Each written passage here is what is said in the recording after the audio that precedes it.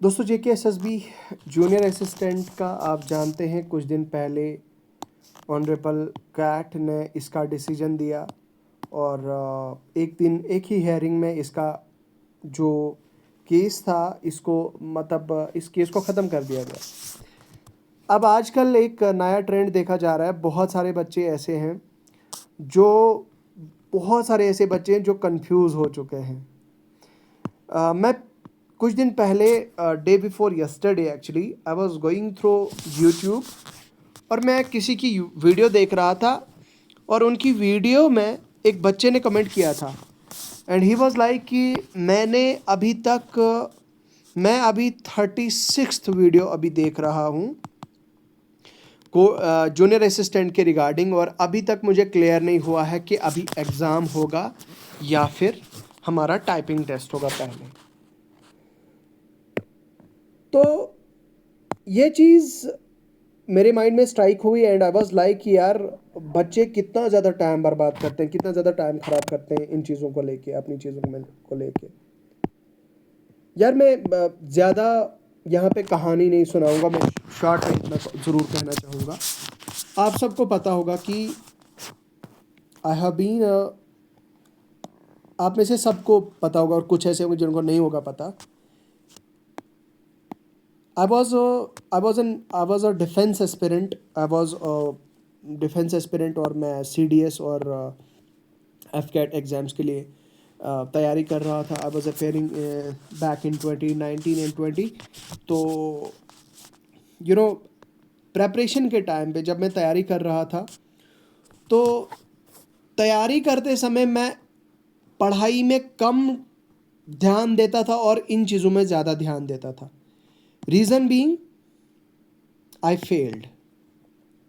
भाई क्लियरली मुझे शर्म नहीं, मतलब ये बोल के यहाँ पे शर्म नहीं आएगी या मैं शर्माऊँगा नहीं, और ये मैं वैसा आदमी नहीं हूँ कि आई विल टेल कि मैं पता नहीं मैंने कितने बड़े अचीवमेंट्स मेरी हैं, I have achieved this that वगैरह वगैरह।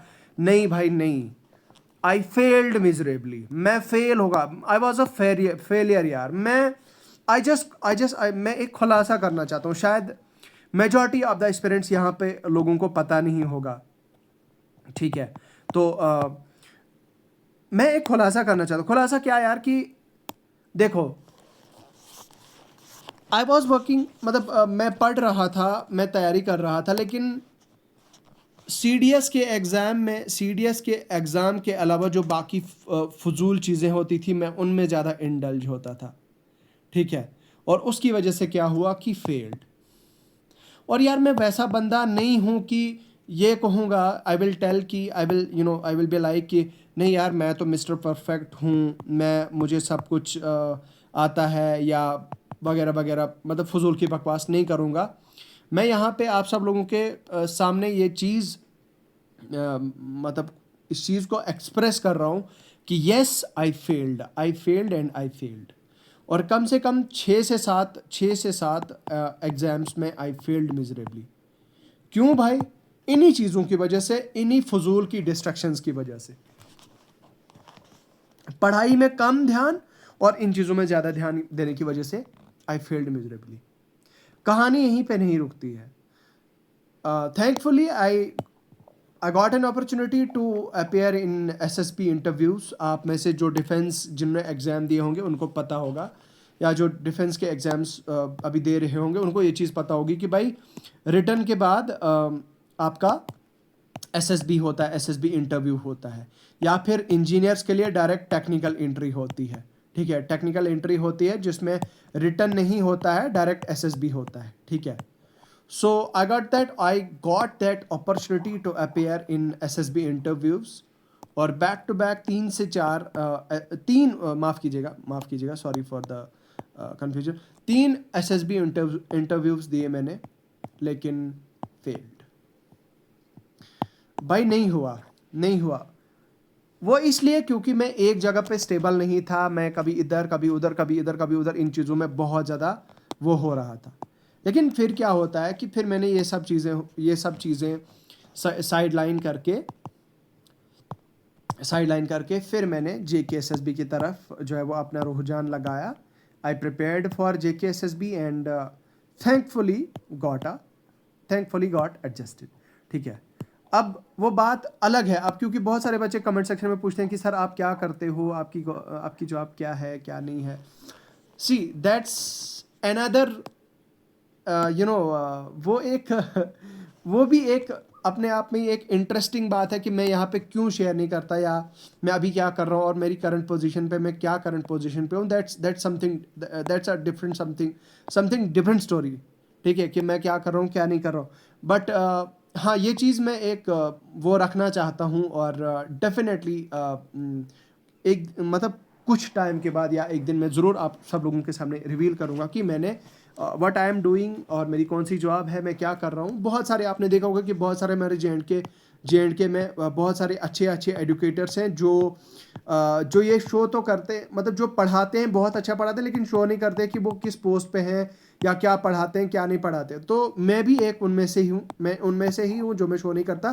खैर ये एक एक्स्ट्रा डिस्कशन होगी। कुल मिला के बात कहने का यही है मतलब कि भाई साहब, जितना ज़्यादा आप इन चीज़ों में घूमोगे, जितना ज़्यादा आप सोशल मीडिया में, यूट्यूब में, आज बहुत सारे लोग ऐसे कहते हैं, जो बहुत सारे लोगों का कहना है कि भाई आज व्हाट्सएप, इंस्टाग्राम, स्नैपचैट और फेसबुक डिस्ट्रैक्शन है।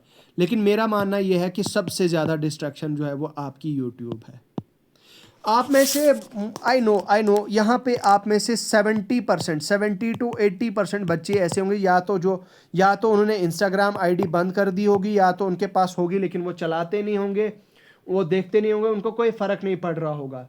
आप में से मेजॉरिटी एस्पिरेंट्स ऐसे होंगे जो देखते भी नहीं होंगे अपने सोशल मीडिया को। लेकिन होता क्या है कि जब आप YouTube, the moment when you sign in into the YouTube and you start watching videos, by 100 मतलब 99.9% चांसेस हो जाते हैं कि वहां से आप डिस्ट्रैक्ट हो जाते हो।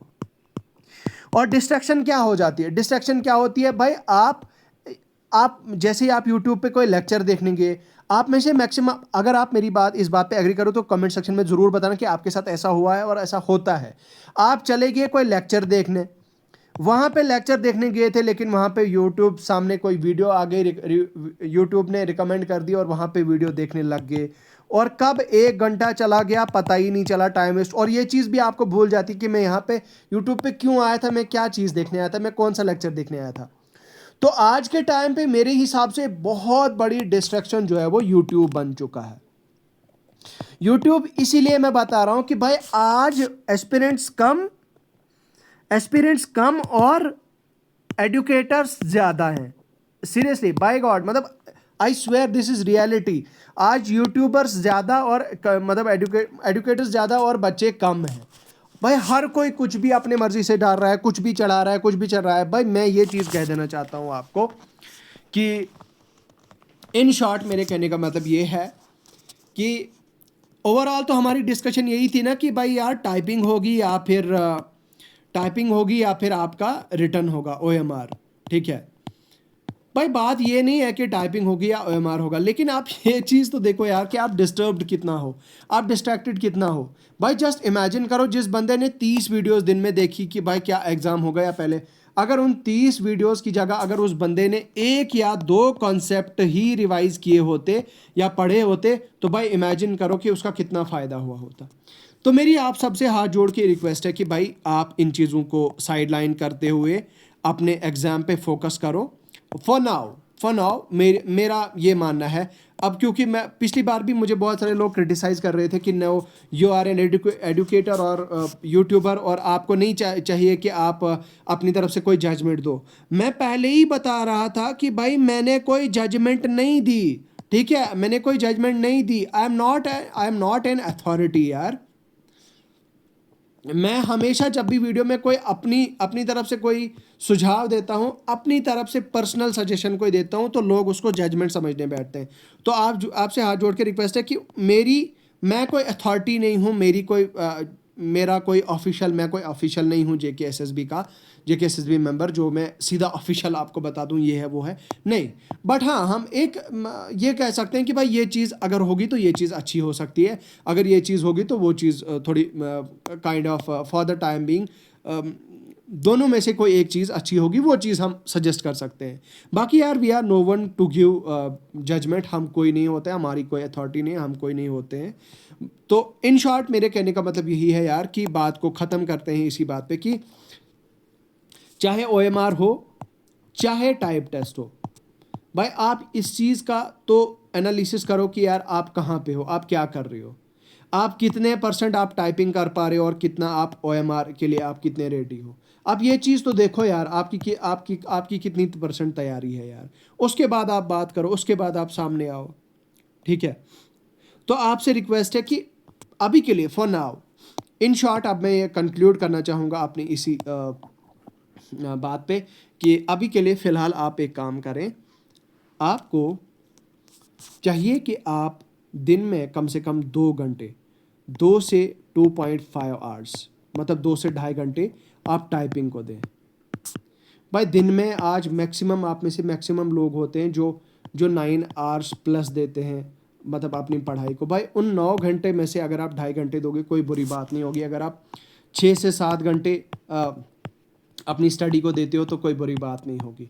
तो टाइपिंग तो मैं तो कहता हूँ कि भाई अगर OMR होगा तो भाई टाइपिंग तो वैसे भी आपको करनी ही है, तो क्या बुरी बात होगी यार, आपने क्यों डिस्ट्रैक्ट होना है। और मैं आपसे रिक्वेस्ट करता हूँ कि आपकी ये फाइनल वीडियो होनी चाहिए आपके डाउट को लेके, आपकी टाइपिंग को लेके, कि आपका पहले टाइपिंग होगा या फिर आपका OMR होगा। तो आप टाइपिंग भी करें, OMR की तैयारी भी साथ में करें यार, एग्ज़ाम की तैयारी भी साथ साथ करें, तो इन चीज़ों में ना पढ़ें। बाकी यार हमारे Telegram channel the exam counsellor को अभी आके आप ज्वाइन करें।